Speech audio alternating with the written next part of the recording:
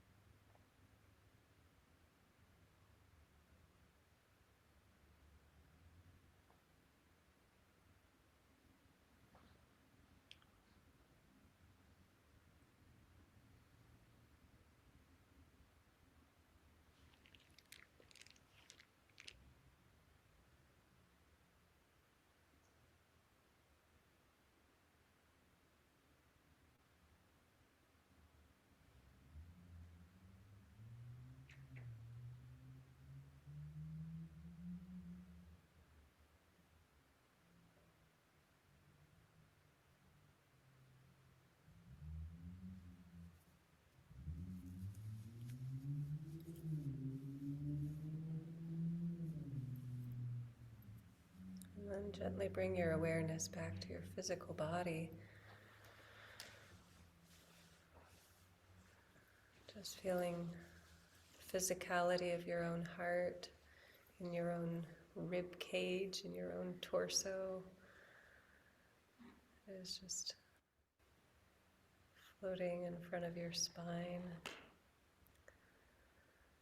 connected down to the earth where you sit, on a chair, on a cushion, wherever it is that your precious physical body is getting to inhabit space on this earth right now. And feeling that that throne of the Divine Beloved rests within your own being in every moment of your existence, and has been true since before your physical existence, and always will be true even beyond this physical body.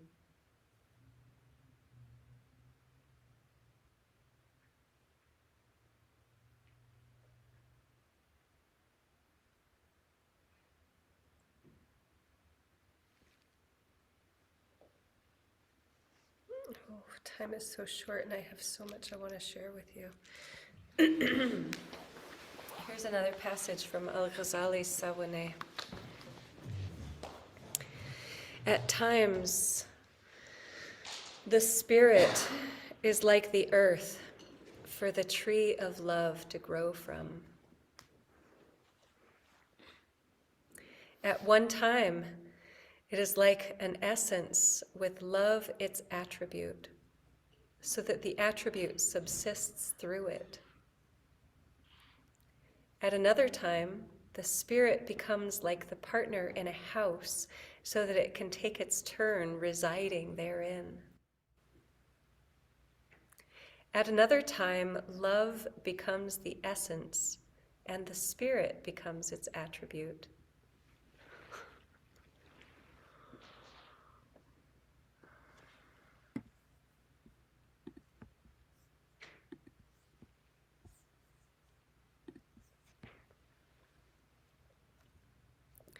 So that the spirit subsists through it.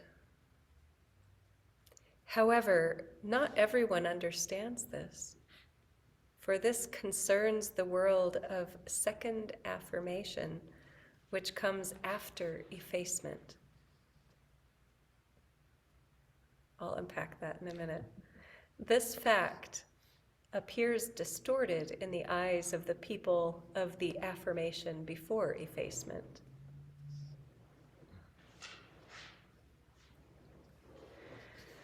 I started reading some of these things to Rahima and going like, I don't think I can bring any of these to Sufi Circle. I'll have to spend the whole time explaining, like trying to paraphrase and reframe and describe and like, but they're so amazing. And I want to do nothing but read Sawaneh to you for days. Can we just do that for days? No, sorry. Okay.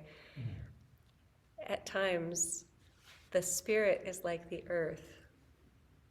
So this is like the soul, right? The spirit is like the earth for the tree of love to grow from.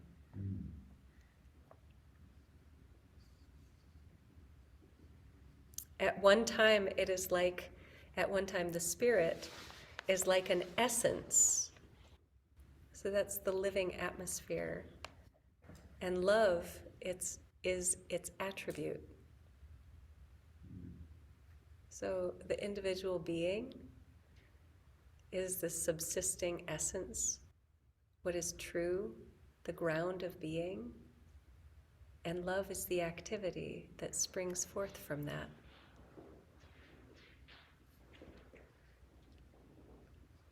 At another time, the spirit becomes like the partner in a house, so that it can take its turn residing therein. So now love is the house, and the spirit just lives within it. At another time, love becomes the essence. So now love is the ground of being, and the spirit becomes its attribute. Now the individual being is the activity that blooms from the essence of love. I love these things. However, not everyone understands this. For this concerns the world of second affirmation, which comes after effacement. All right, so you could think, like, we as beings come into existence, and first we're just overwhelmed and confused. We don't know who we are. We don't know what's going on. Like, what happened? And then we develop a sense of identity. And you can think about that as a first affirmation. There's like, oh, here's who I am. Here's what I am. Here's what this is. Okay. Then comes effacement. That is the falling away. That's the surrender. That is the disconnecting or detaching or untangling from those identifications. After that, effacement, comes the second affirmation. That comes another level of knowing, of realizing what the true self is. Okay. Next piece. This is a short little passage, but it's so delicious. When they, now they is referring to God, when they were giving form to my clay and water, to the physical embodied vessel, when they were giving form to my clay and water, they made your love the substance.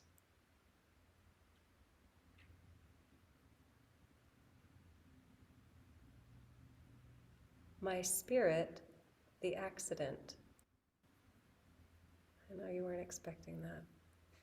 But when the pen of destiny was dipped in ink, they set your beauty and my love face to face.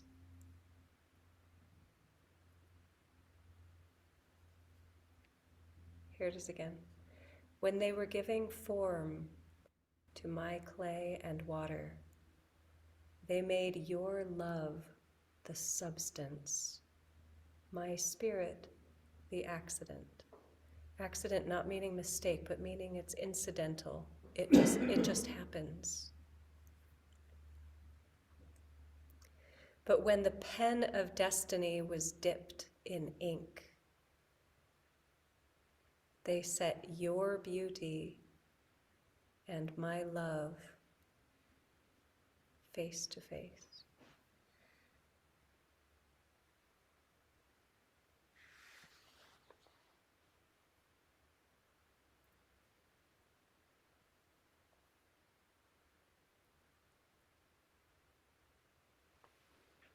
We don't have time for me to read it to you one more time, but I'm going to anyway. When they were giving form to my clay and water, they made your love the substance, my spirit the accident. But when the pen of destiny was dipped in ink, they set your beauty and my love face to face.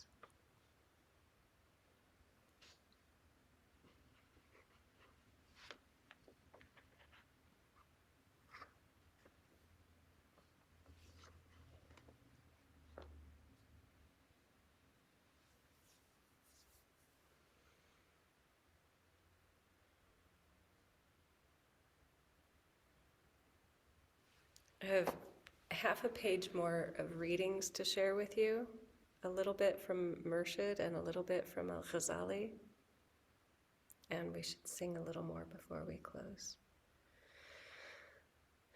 And we have 10 minutes.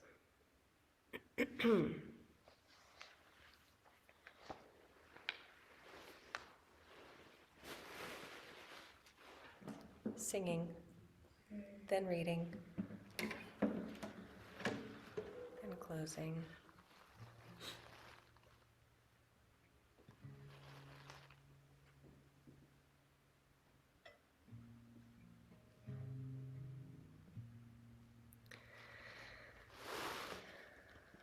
all words you're very familiar with. We'll sing a Bismillah, Irrahman, Irrahim.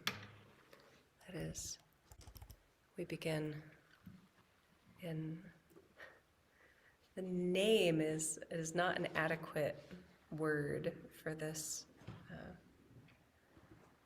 in the name of God. That's true, but it's so much more than just like the word that represents the being. It's the fundamental seed quality essence of the being. That is the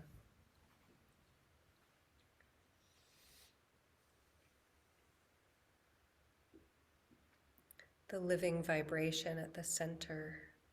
You know, when we just did that contemplation with the zikr phrases, and I described the third phase where you just see a point of light that is radiating out. That point of light is the sum. That is the name. That is the essential nature. That you can't find the edges of it. You can't find the outer limits of it. And you also can't find any core, dense center of it. You can just keep falling closer and closer to the center, the sum. Bismillah. Irrahman, Irrahim, Bismillah. Irrahman, Irrahim, Bismillah. Irrahman, Irrahim, Bismillah.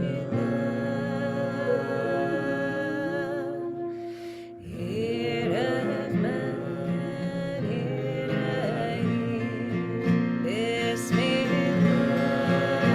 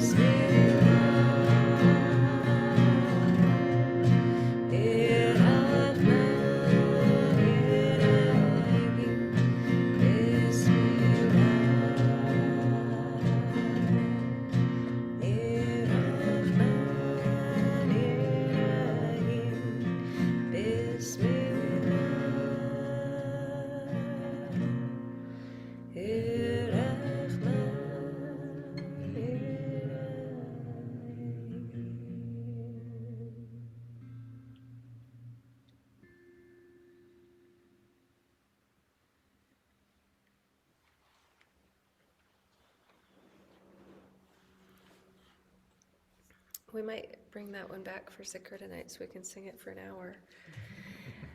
From Piro Murshidinayat Khan. This is from an obscure text that I have no idea where this came from, but it's volume 8A that I've never seen a print version of, but there are digital versions of it, from the Sufi teachings on love. The subject is love, of course. By opening the love element in oneself, one opens the divine element in oneself. And when the fountain of love begins to rise in the heart, then divine realization will rise like a fountain. The great saints who had love for even the smallest beings came to divine realization without great study or meditation. Their love taught them. Love is divine from its beginning in all aspects. Rumi says, if you love a person, or if you love God, by journeying on the path of love, in the end you will arrive in the presence of the sovereign of love.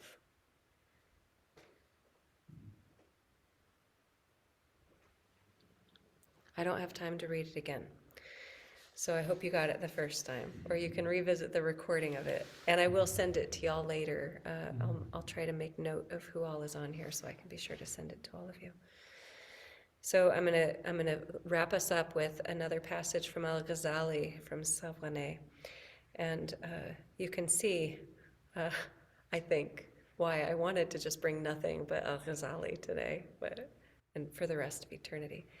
As these verses say, we sought the foundation of the universe and the origin of the world, and passed easily because cause and caused, and that black light which is beyond the point of la, meaning no, beyond the point of no, that is part of the zikr phrase, beyond this too we passed, neither this nor that remained. Here he is the master of the moment. When he descends to the sky of the world, he will overcome the moment. The moment will not overcome him, and he will be free from the moment. Yes, his being is to her and from her. Perhaps this is the separation of this state, and this annihilation is from her and in her. They call this hiding in the essence of illah. That's the center of the zikr phrase that is saying that it's the point where we turn from no to yes. It's the point where we turn from the negation, from the no God, into yes, God.